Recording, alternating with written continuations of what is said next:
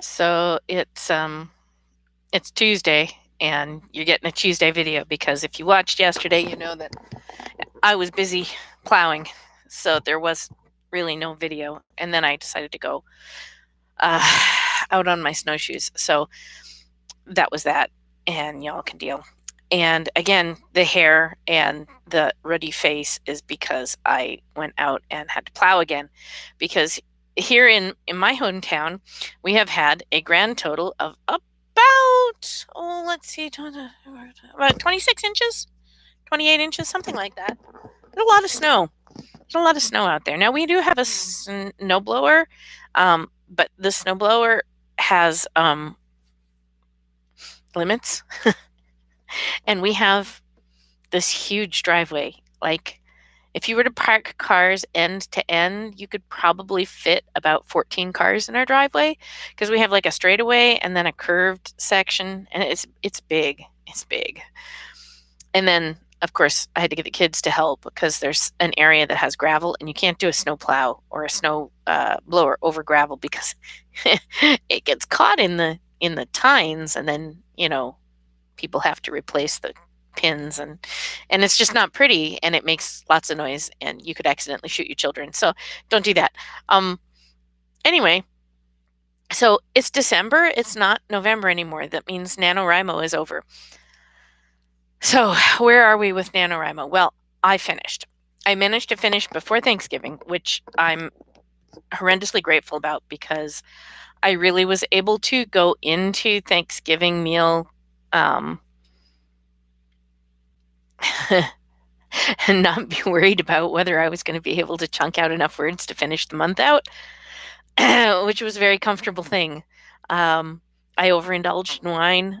I ate a lot of food, and I spent time with family and new people, and it was awesome and fun. And I got to talk about my book and about my cookbook and stuff, and that was fun. Excuse me. So it was good. I had great holidays.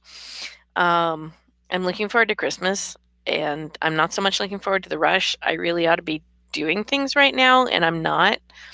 I've actually just been sitting here scrolling through Facebook kind of hopelessly because my arms hurt so bad and my head hurts so bad from snow plowing and stuff that I don't know, I just can't deal right now. So that's where I'm at. But right, Nano, I was talking about that. I know I was. So I finished my 50,000 words with I don't know, a couple thousand words to spare when the whole thing was said and done. The cookbook itself is finished. All the recipes are in it. Most of the commentary is in it. I still have to finish the bibliography, and I have to do an index and all that other stuff. But the actual writing part is done. I have a ton of editing to do, obviously, but that's okay. That's what you do.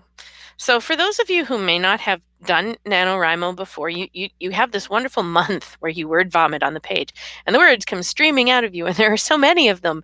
And then if you're smart, you're going to put it down for a month, and then in January you're going to pick it up and you're going to read it. Most of the time when I pick up my stuff in January and I read it, I'm like, who wrote this crap? Oh my God, this is awful. Please don't skip the editing part. One of the major complaints that I hear as an editor and as an author about NaNoWriMo, and one of the biggest negatives that gets bandied about, is that, sure, people write a novel in a month, but they're crappy novels.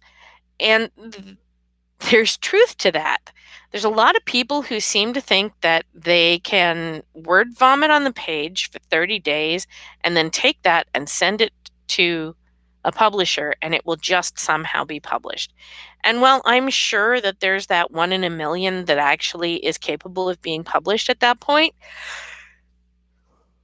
excuse me, most of them are not. The vast majority, 999,999 of the million, are not publishing worthy. They're not even ready to go to an editor. You need to have your storyline straightened out and your wording and your grammar at least moderately ready before you send that out to be edited.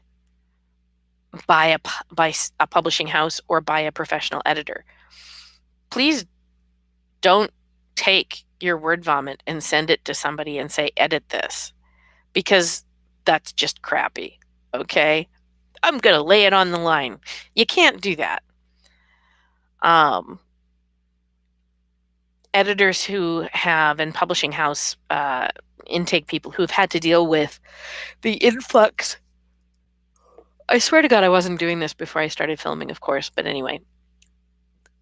Publishers and intake people hate NaNoWriMo. They hate the crap that they get sent in December. And I don't blame them.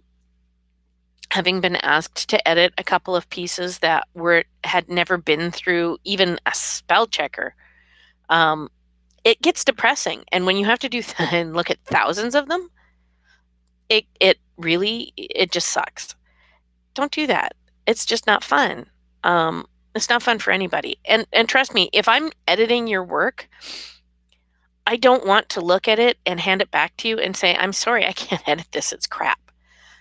That's the last thing I want to say.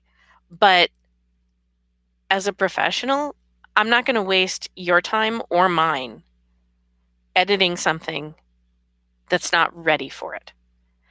The editing process has to start with you. And for me, it has to start with me.